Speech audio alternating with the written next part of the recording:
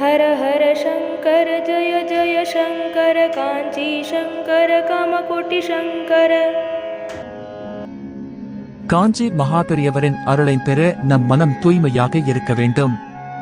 மனதில் அன்பு, பொறுமை, கருணை, இரக்கம், உதவும் எண்ணம் இருக்க வேண்டும்.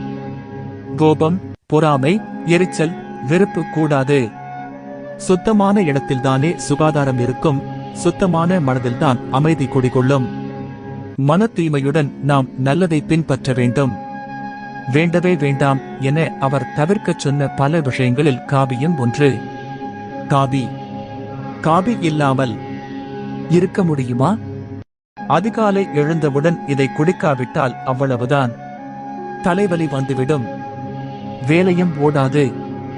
சரி, ஏன் காபியை விடச் சொன்னார்? காபி என்பது வெளிநாட்டு இறக்குமதி. உள்நாட்டு பொருளையே அவர் ஊக்குவிப்பார். காபி வேண்டாம் என்றவர் அதற்கான மாற்று வழியும் சொன்னார். அதுதான் கஞ்சி. யோசித்தும் பாருங்கள்.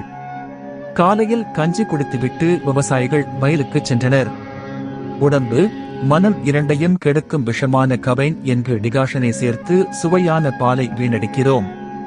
காபி குடிப்பதற்கு பயன்படும் பாலை ஏழைகள், நோயாளிகள், ஆதரவற்ற குழந்தைகள், கோயிலுக்கு கொடுங்கள். பால் இல்லாமல் குழந்தைகள் நோஞ்சானாக இருப்பதை நினைத்து பாருங்கள். காபிக்கு பதில் மோர் கஞ்சி குடிக்கலாம். ஒரு பங்கு பாலில் இருந்து 2 பங்கு மோர் கிடைக்கும். இதனால் சிக்கனமாக இருக்கலாம்.